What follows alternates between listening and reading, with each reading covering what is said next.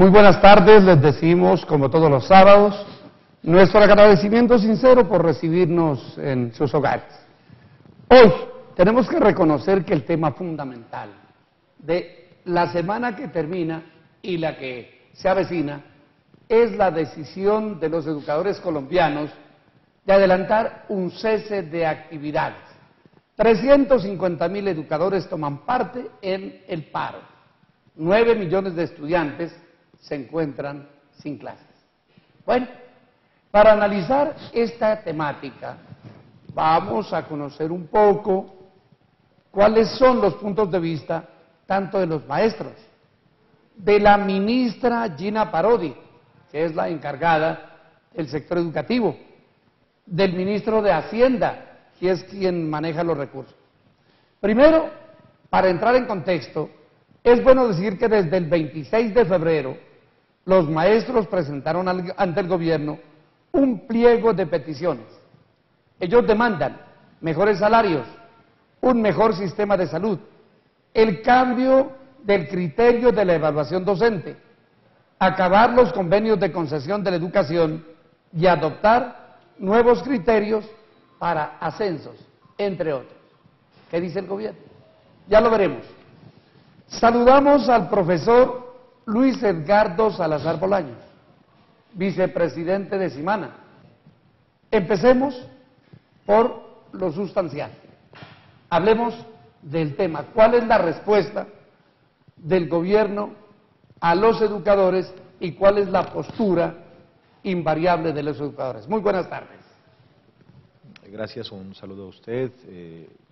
Reiterar el agradecimiento por facilitarnos el espacio y tener la oportunidad de conversar con quienes a este punto y hora están en sintonía y visualizando el espacio.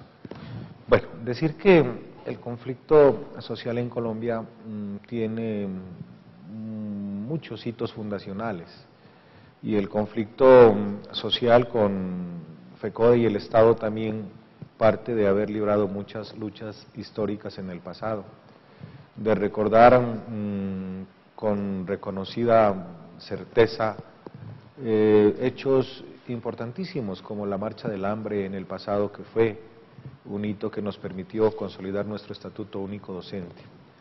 Pedir el reconocimiento del trabajo como educadores a partir del Estado, porque antes había múltiples formas de vinculación y prácticamente nadie respondía por la parte salarial, asistencial y prestacional de las y los maestros. Hoy por hoy estamos en un conflicto que nos ocupa derivado de varias situaciones que merecen ser comentadas.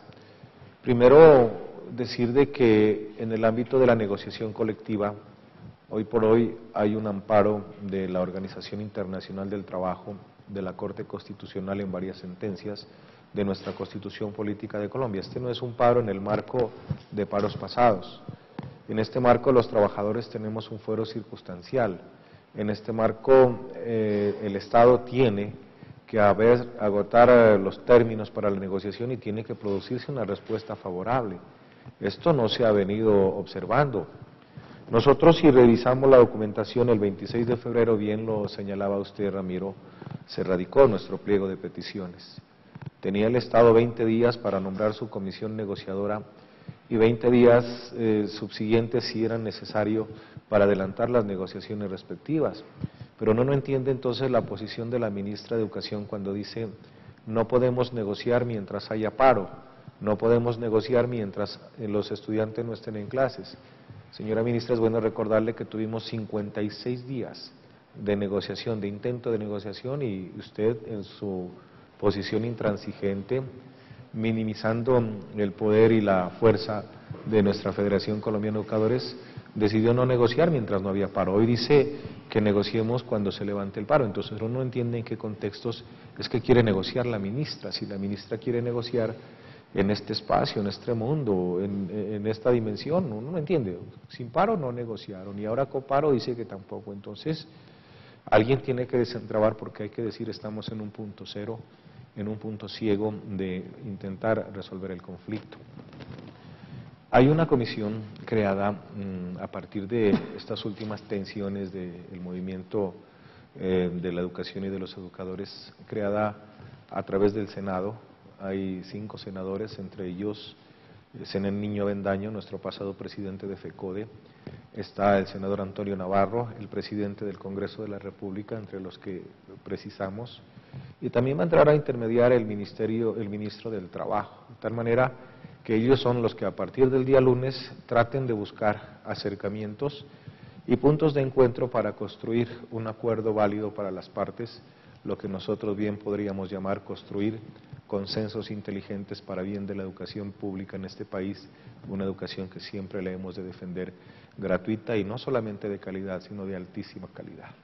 A ver, profesor Luis Edgardo Salazar Bolaños, uno tiene la obligación de preguntar, y la pregunta que viene tiene que necesariamente ser: ¿quién dice la verdad? El gobierno, a través de su ministro de Hacienda, Mauricio Cárdenas, dijo que ha aprobado y dio vía libre a una prima que no tenían los maestros, que equivale a 15 días hábiles del salario al año, que para un docente de la categoría 14 puede representar 1,5 millones de pesos. Dice además que el incremento de un punto porcentual por encima de los demás trabajadores estatales en 2014 y 2015 tampoco se puede desconocer, y asegura que el paro le genera problemas a los padres de familia de 9 millones de estudiantes que no saben qué camino tomar con sus hijos, precisamente por la suspensión de clases. Además, señala que los recursos estatales hoy están absolutamente limitados por la caída de los precios del petróleo. ¿Qué piensan ustedes de eso? Estimado amigo, usted nos puso en un debate multidimensional en las preguntas, pero yo quiero responderle de la siguiente manera. Primero, pues lo que nos dicen los ministros es que esa prima de servicios éramos los únicos trabajadores de Colombia que no la teníamos. Todos los trabajadores oficiales estatales del país, tiempo atrás, a través de toda su historia laboral, tenían su prima de servicios. Nosotros no entendemos por qué el gobierno, de buena voluntad o de voluntad legal, porque eso estaba establecido en la ley, no procedió a pagarla, y debimos hacer un paro, una reclamación fuerte para que se la reconozca. Eso no lo dice el ministro. También está hablando de un punto de aumento salarial, cierto, eso hay que reconocerlo, eso es muy cierto. En el año pasado un punto encima sobre el promedio del salario mínimo, y para este año esperamos ocurra lo mismo. Pero tampoco es cierto que nosotros estamos despreciando un ofrecimiento que ha hecho la ministra de Educación de un aumento salarial de un 10%. FECODE lo que está negociando en este proceso es una nivelación salarial. Y la nivelación salarial se debe entender de la siguiente manera. Hay 4 estudios circulando en el país. El primer estudio está hecho por la Fundación Compartir, y la Fundación Compartir señala de que hay un desbalance entre el salario de los docentes y el salario de otros profesionales de un 19%. Un estudio hecho por la Universidad Nacional con el Observatorio Laboral de la misma, donde señalan que hay un desbalance entre el salario del maestro y otros profesionales de un 18%. Un estudio contratado por FECODE con la Facultad de Economía de la Universidad Nacional, donde se demuestra que el desbalance salarial está en promedio de un 28%. Y un estudio que lo hizo el Ministerio de Educación, el Estado Nacional, donde reconocen que sí hay un desbalance de nuestro salario frente a otros profesionales de un 10%. Conclusión, no han ofrecido ningún aumento salarial. Ellos han presentado a la mesa de negociación un estudio donde se reconoce ese desequilibrio del 10%. Por eso FECODE le ha dicho, ministro de Educación, presidente Santos, entremos a negociar la nivelación salarial entre el margen de un 10% y un 28%, aclarando que esa nivelación salarial va a 4 años, es decir, es diferida, no es inmediatamente. Por eso hay un malentendimiento y los padres de familia dirán, les están ofreciendo un 10% de aumento salarial y que es que quieren los maestros. No es así, es una negociación que va en lo que se acuerde, diferida a 4 años, que es el mandato, el tiempo que dura el mandato del actual presidente. Sí, nosotros entendemos y nos preocupa enormemente la incomodidad que se puede estar generando producto de este cese de actividades, de este paro nacional indefinido del magisterio. Pero, a ver, profesor, hay una cosa que me llama a mí poderosamente la atención. Dijo el señor Luis Gruber, presidente de la Federación Colombiana de Trabajadores de la Educación, FECODE, que la señora ministra dice: yo tengo voluntad de mejorar los salarios, pero se encuentra con la postura del ministro de Hacienda. Bueno, aquí uno puede entender de que es una política estatal enmarcada en la disculpa, es enmarcada en no decir la verdad y es enmarcada en incumplir con los acuerdos y los compromisos que asume. Pues por supuesto, puede que el Estado hoy no tenga los recursos suficientes, y eso vale también señalar que los estudios de econometría están diciendo de que hay un desbalance en los presupuestos reales. La caída del precio del barril, eso va a significar una baja también en los presupuestos del país. Presupuestos creados a razón de 112 dólares el barril hoy por el orden de 50 a 52 dólares, es decir, por lo menos empezar a entender de que muchos recursos van a disminuir. El desbalance también creado por la caída del precio del dólar, pero aquí hay que recordar quiénes son los responsables de estas atrocidades financieras en el país. Presidente Pastrana, quizá ya no recuerde, porque hoy están embelesados en otros asuntos. Él firmó, cuando fue presidente de la República, el acuerdo extendido de Colombia con el Fondo Monetario Internacional. Y ahí firmaron un punto clave que debe ser señalado: quitar el valor del precio, el tope del dólar. A eso le llamaron liberar la banda cambiaria. Ocurre que nosotros teníamos una deuda externa contraída en dólares baratos y hoy la tenemos que pagar en dólares caros. ¿Por qué no renegocian los intereses del pago de esa deuda?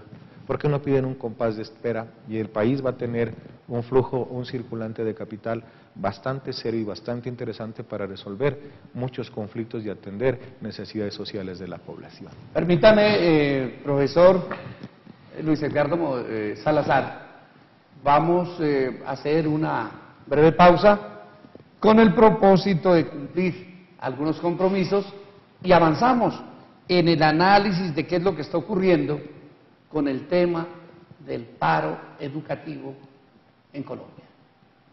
Volvemos con el tema de la educación. Hay una de las preocupaciones, y preocupaciones enormes, respecto a algunas cosas. El Estado social de derecho prácticamente corresponde al reconocimiento de las organizaciones sociales, de los sindicatos, de las organizaciones gremiales, como interlocutores del gobierno en la toma de decisiones. La participación comunitaria, de la que tanto hablamos en este espacio Diálogo CNC, de tal manera que todo eso se pierde por decisión del Ejecutivo Nacional. Sí, nosotros hemos de decir que necesitamos un Estado garante. Un Estado garante significa que garantice de una u otra manera los servicios básicos, los derechos fundamentales de la población. Uno de los pocos investigadores sociales que existe en el mundo, Boaventura de Sousa, dice que el Estado está creado para resolver los problemas de sus connacionales, pero que la práctica demuestra que muchos de los estados son los que crean, son los que generan conflictividad y problemas y desórdenes societales, de tal manera que lo que usted dice sí es cierto, hay que apuntar a que el Estado garantice mucho del buen vivir, del buen estar de la ciudadanía y de la generalidad de los colombianos.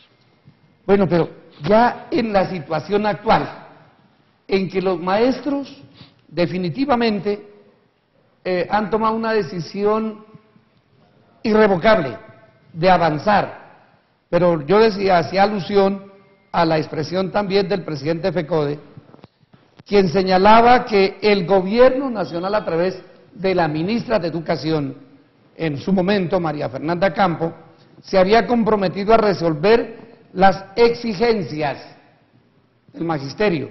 Y fue por eso que la protesta se levantó cuando faltaban pocos días para las pasadas jornadas comiciales. Hoy, ¿qué pasa con eso? Bueno, y hay que señalar varias cosas. Una coyuntura muy particular. Sí, hay que decirlo, muchos de los maestros votamos fue por el proceso de paz del presidente Santos. Nosotros, cuando hicimos ese acto democrático, no entregamos nuestro derecho a seguir insistiendo en la reivindicación de lo que nos corresponde y a seguir insistiendo en reivindicar muchas de las situaciones que deben ser corregidas hoy por hoy cuando el gobierno desatiende muchos de los requerimientos de las comunidades. Esto para señalar que nuestro movimiento está creciendo, las muestras de respuesta a las convocatorias son altamente satisfactorias, las movilizaciones en las calles de Pasto, en los escenarios de las plazas y escenarios naturales de lucha reflejan que el alto grado de convencimiento y de decisión de nuestro paro nacional indefinido, la alternación del trabajo con muestras culturales, con expresiones artísticas, las tomas culturales en Cumbal, en Ipiales, la que ocurrió aquí en el municipio de Pasto, señalan de que vamos a combinar otro tipo de expresiones para reclamar los derechos que nos corresponden. Es decir, profesor, que el lunes no hay retorno a clases, no hay normalidad, continúa el cese indefinido de actividades. Pues vamos a ver si la ministra Gina Parodi, porque FECODE está diciendo que pues como hay una incapacidad de dirimir el conflicto, que entre a solucionar directamente este conflicto laboral el presidente Santos. Por eso yo señalaba, hay una comisión que va a intentar el día lunes acercar a los actores del mismo para entrar pues en un proceso de acuerdo y de negociación. Sí, nosotros debemos decir no hay clases en la semana que comienza, esperemos que los ánimos, esperemos que los puntos de encuentro y acuerdo se vayan cristalizando. Señalar que por nuestra parte tenemos toda una dinámica de trabajo, está convocada una movilización para el próximo lunes de todo el departamento, el próximo miércoles tenemos una nueva movilización aquí en la ciudad de Pasto, el próximo jueves vamos a desplazar al magisterio de Nariño si el conflicto sigue hacia la frontera y estamos ya conversando con las filiales del suroccidente colombiano para que todo el magisterio de esta región entre también a concentrarse en el área de frontera para hacer una presión pues suficiente, porque pues si este paro no lo vive, no lo ve, no lo siente, pues ojalá no se atrevan a decir a futuro el presidente Santos que este paro no existe. Pero el gobierno ha dicho, como ustedes no están dictando clases, no podemos pagarles. Y la Procuraduría ha dicho exactamente lo mismo. ¿Qué piensan ustedes ahora? Sí, mire, en eso nosotros son desafíos, son retos, y para nosotros es una nueva amenaza la que hace la ministra. Hombre, recordarle que en el país en 20 años de lucha últimos, 1.006 docentes asesinados, cantidad de docentes amenazados, cantidad de docentes extorsionados, censura a las cátedras en la vieja existencia aquí del paramilitarismo en Nariño, docentes con muchos conflictos institucionales, instituciones educativas convertidas en campos de concentración y trinchera de lucha directa. Entonces hay otro tipo, y hoy la ministra viene a amenazarnos, una nueva amenaza, pues yo le digo a la señora ministra pues que proceda, que descuente, si quiere yo entrego públicamente mi cargo y quiero que la ministra me considere como el primer maestro en tenerlo en cuenta para ser destituido. Hoy tenemos un amplio convencimiento. La ministra debe entender que tenemos otros amparos de las Cortes Internacionales, de la Organización Internacional del Trabajo, también de la Corte Constitucional y nuestra misma Constitución Política, que hoy nos están amparando y nos están protegiendo. Pero ocurre que en este proceso de negociación colectiva tienen amparo y protección directa a nuestros docentes afiliados a la Federación Colombiana de Educadores, que es la que presenta el pliego de peticiones. Entonces el llamamiento es a nuestros maestros que aún no han tomado la decisión de gremio, de afiliarse a nuestra organización, se afilien, no solamente por esto, por tener el amparo, el fuero circunstancial, sino porque ahí estamos fuertes, estamos unidos, tenemos una solidaridad de clase, una solidaridad de lucha que nos permiten ir articulando fuerzas y esfuerzos para llevar a buen término y alcanzar las reivindicaciones del gremio, reivindicar la educación pública y mejores condiciones de vida para las comunidades y sociedades. Profesor Salazar, cuando yo llegaba aquí al estudio de de Canal, me encontraba con un padre de familia que me decía, si usted invita a los maestros, ¿por qué no les pregunta por qué no quieren la doble jornada o la jornada única que el gobierno quiere implementar? Yo esperé que me hiciera esta pregunta y le agradezco a usted y al padre de familia que han tomado este punto. Es que frente a eso hay muchas discusiones. Por ejemplo, la jornada única la están utilizando como un instrumento de chantaje. Están chantajeando, entonces dicen que aquellas instituciones que hagan pilotaje en jornada única son las que se van a beneficiar de los recursos económicos, con respeto diría yo de las mermeladas estatales para hacer inversión física.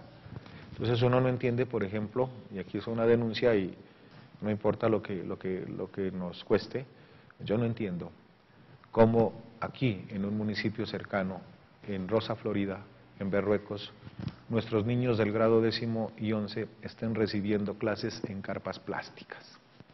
Entonces le estamos diciendo, no, gobierno local y gobierno nacional no chantajeen a esa comunidad. Hay que construirle sus aulas. Debe haber un fondo de recuperación, un fondo de reparación locativa para responder a necesidades urgentes, a necesidades recurrentes de esas comunidades.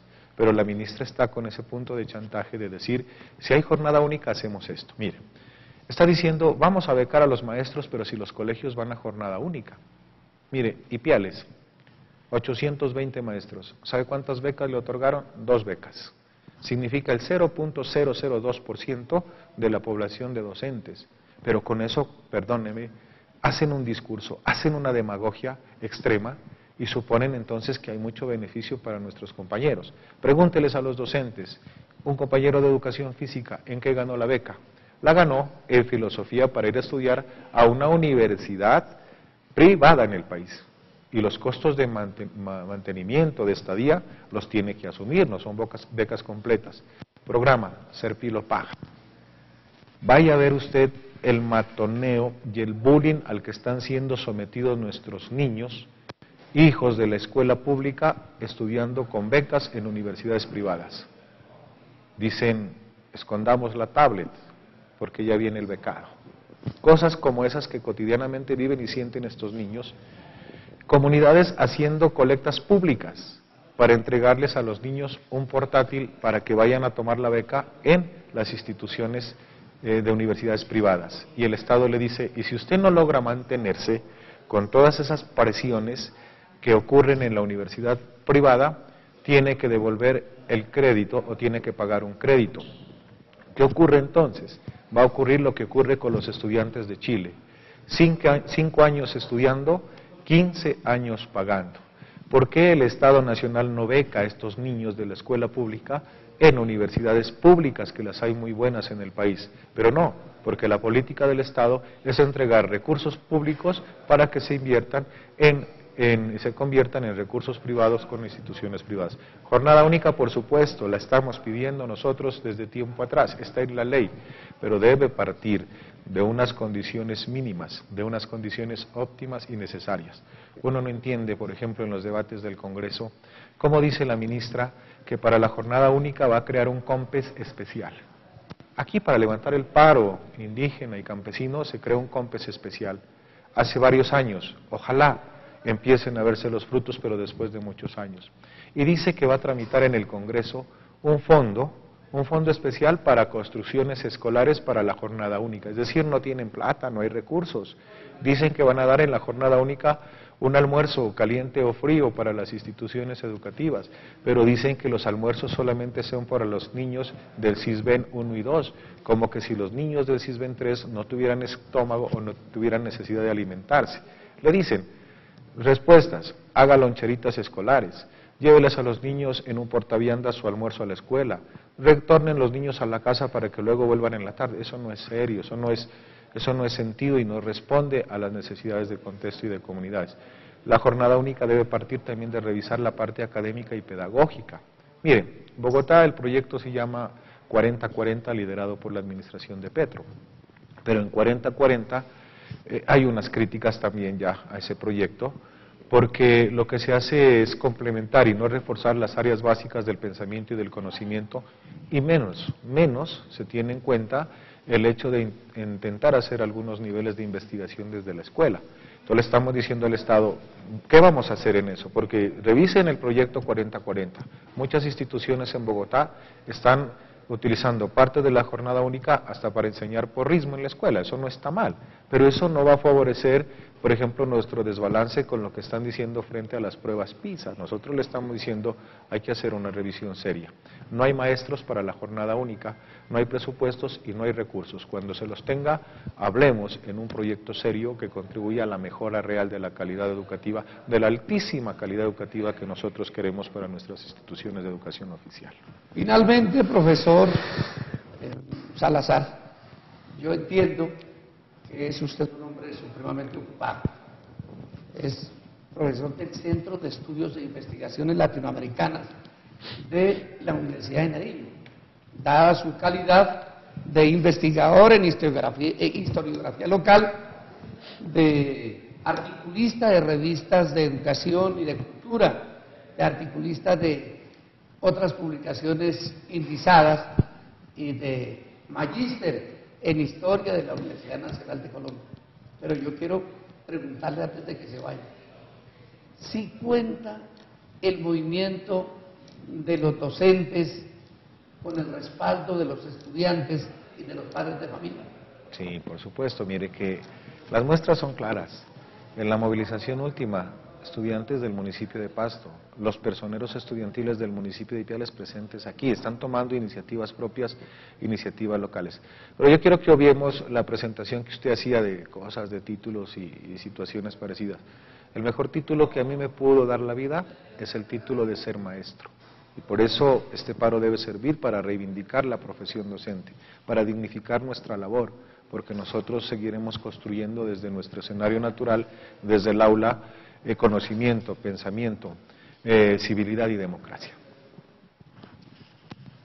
De todas maneras quiero decirle mil gracias, seguiremos pendientes de cómo se desenvuelve el paro de los educadores. 350.000 docentes en el país cesan actividades, 9 millones de estudiantes están sin clases. El gobierno, con unas posturas que aún no están muy claras, trata precisamente de mover un poco la voluntad de los educadores, pero los educadores dicen, basta de promesas en época electoral y cumpla con los requerimientos, al menos siéntese a negociar en serio el pliego de peticiones presentado el 26 de febrero. Mil gracias, le deseo que tenga muchos éxitos en lo que le corresponde a sus responsabilidades. Nuestra misión seguirá siendo la de ayudar a que nuestros niños y jóvenes del país le sigan encontrando sentido a la vida. Y por causas nobles, por causas dignas y por causas justas, vale la pena luchar hoy, mañana y siempre. Muchas gracias. Estamos en Diálogo CNC y nos acompañaba hasta este momento el profesor Luis Edgardo Salazar Bolaños, vicepresidente del Sindicato del Magisterio de Nariño. Vamos a una nueva pausa.